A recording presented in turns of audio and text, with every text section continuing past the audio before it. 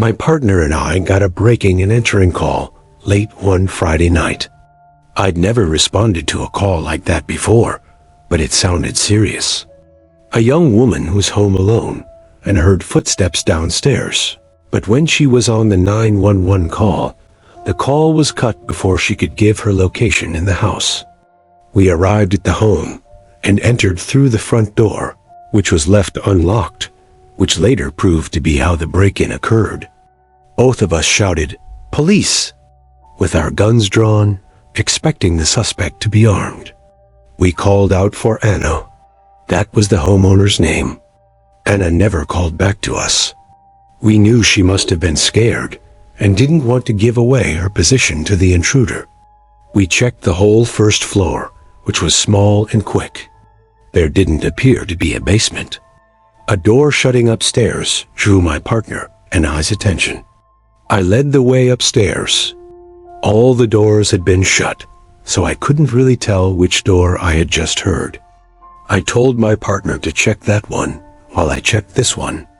I turned the doorknob and kicked the door open, immediately lifting my gun into the air. It was a dark, empty room. I heard breathing in this room, though.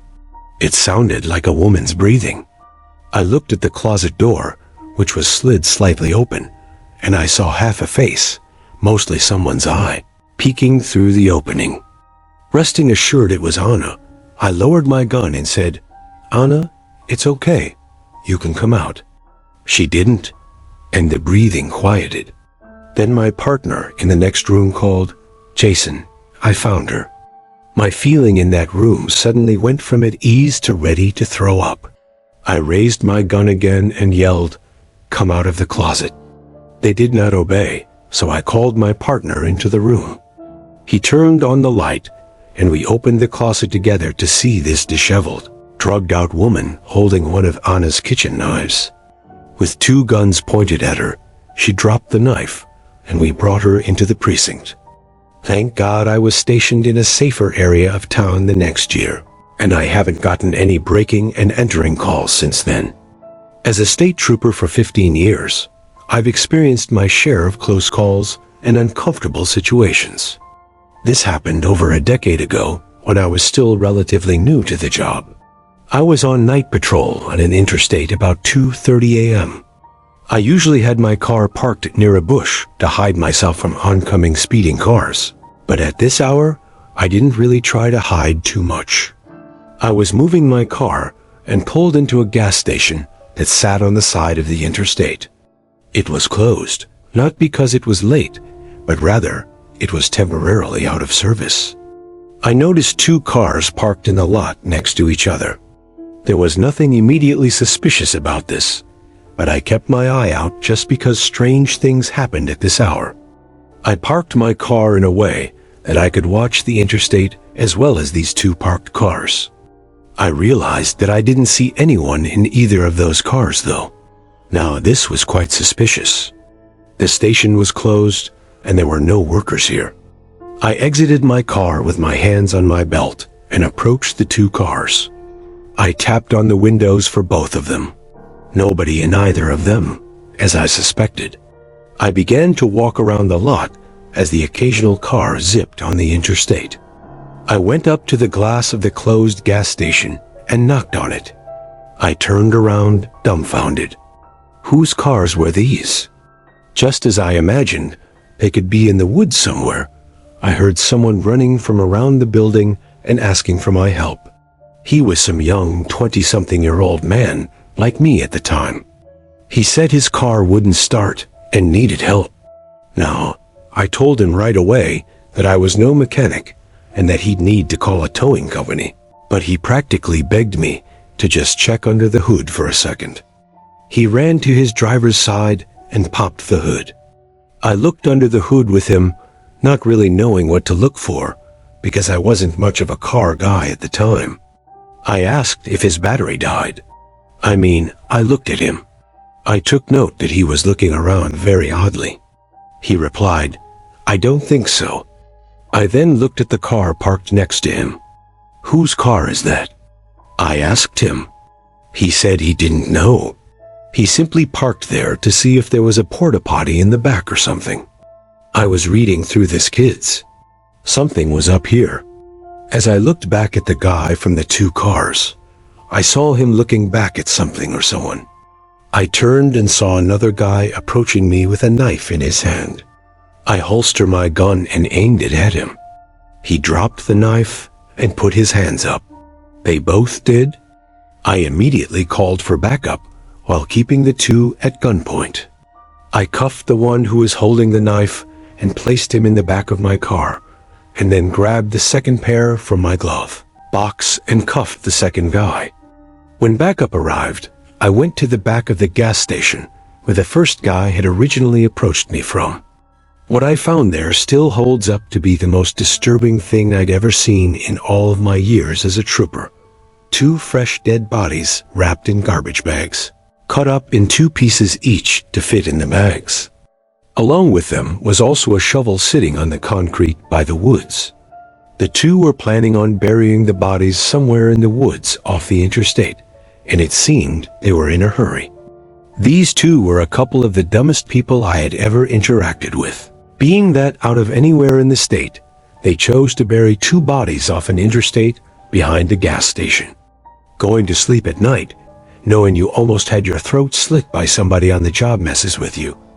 And I didn't get much sleep for a while. I'm a rookie cop, currently working the night shift. I'm just a normal patrol officer conducting traffic stops and responding to basic 911 calls. 2 nights in a row last week, I was called to the same house. Dispatch had called me to check out the house as someone had dialed 911 and hung up. The house was a couple miles from me in my patrol zone. I arrived at the house quickly and turned up the dirt driveway through the trees onto the property. The house was dark. No lights on, no cars, nothing. I parked my squad car on the far right side of the property and went to the front door, taking note that all the windows were properly shut. I knocked on the door, and there was no answer. The door was also locked. From my immediate guess, the place was abandoned for years by the looks of it. I called dispatch to say that the place was abandoned and nobody was there, and I left. The next night, I was working the same shift, and around a similar time, I got a call from dispatch that there was another 911 call from the same house. Only this time, someone could be heard crying on the other end before the call ended. I was asked to check out the house again. This time, I was a little further away, but still, the drive wasn't too bad.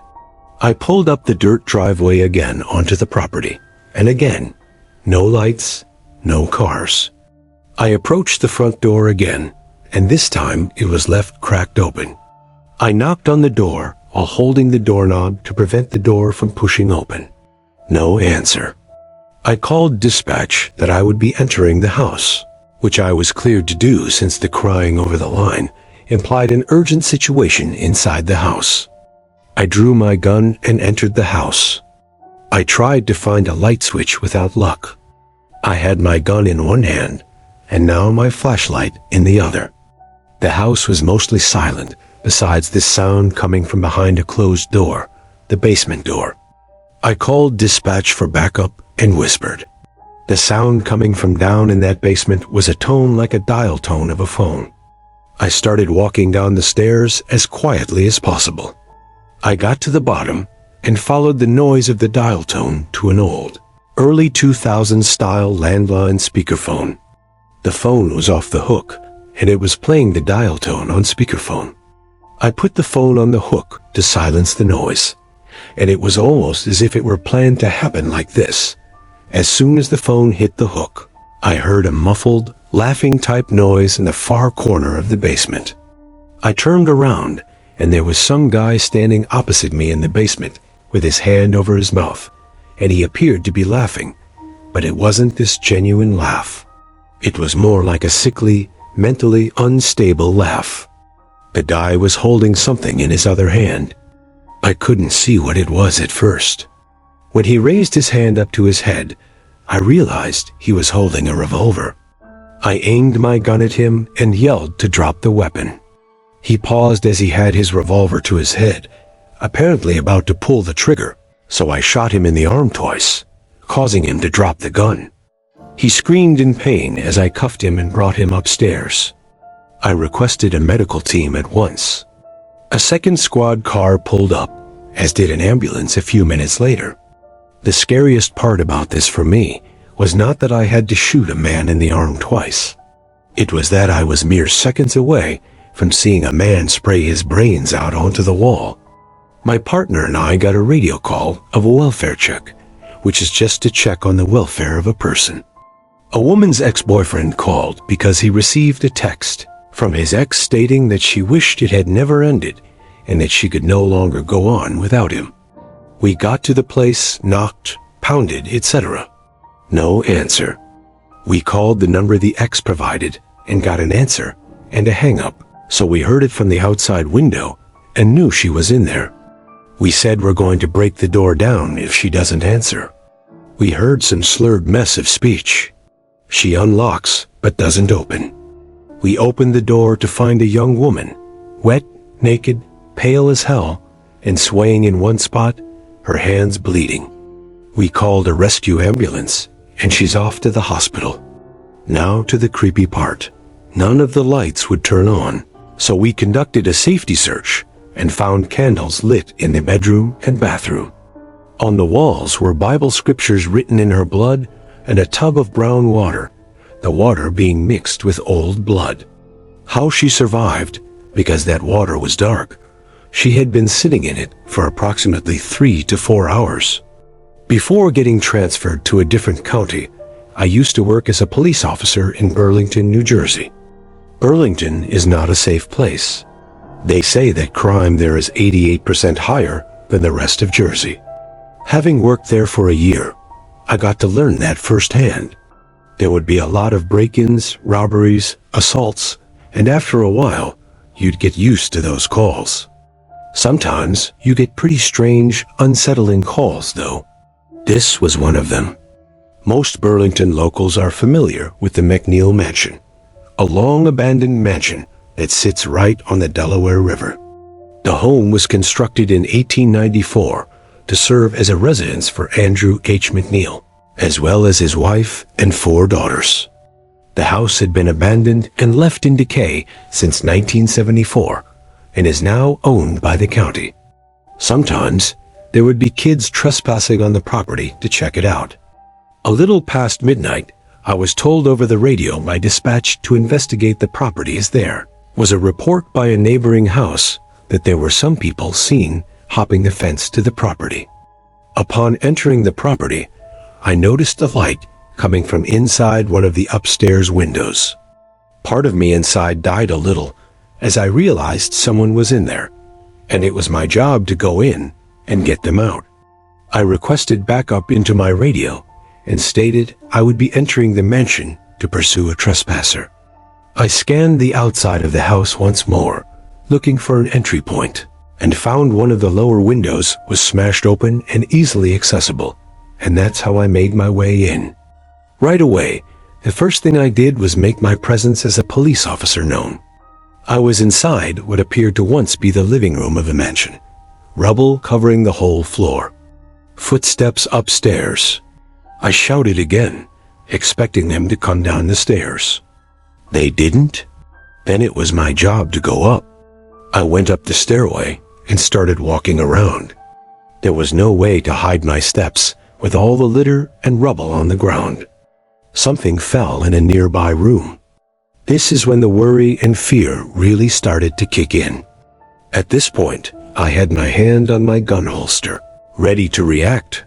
Though let me tell you, having a gun doesn't make you feel invincible. I shouted again to try and draw out the trespassers from the room. You ever hear that dumb, overused quote, "I didn't sign up for this," in the movies? Well, I was pretty much feeling that exact way. I stepped into the room that I thought was where the noise had echoed from. It was some small, weird room with a bunch of windows with blurred glass film.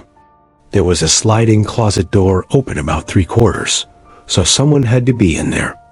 I took out my pepper spray and gave one more warning that I was a police officer before yanking the closet open fully. It was empty. This made no sense.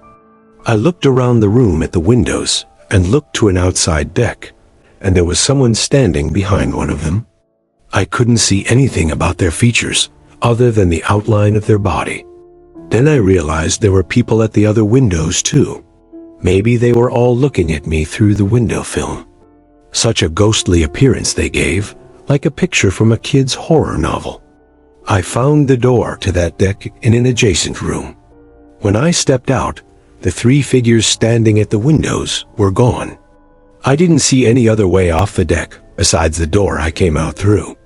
I saw the flashing lights of a police car through a bunch of trees parked on the same lot as me. Another officer announced his and his partner's arrival to me over the radio. I met the officers outside the house and pointed up at the deck where I saw three people standing. They were creeped out as well when I described how they all just stood there at their own windows, looking in. We searched the whole mansion together, eventually came to a small room with a window on the first floor, and once again, something was outside this window. I stepped closer to figure out if it was a person's head or not. When I got too close, the object lowered below the window. I radioed the other officers to go outside with me. We looked around the whole property and didn't find anyone.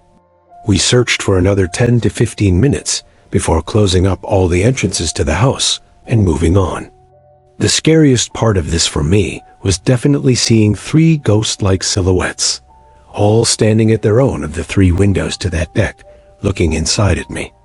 Thank you.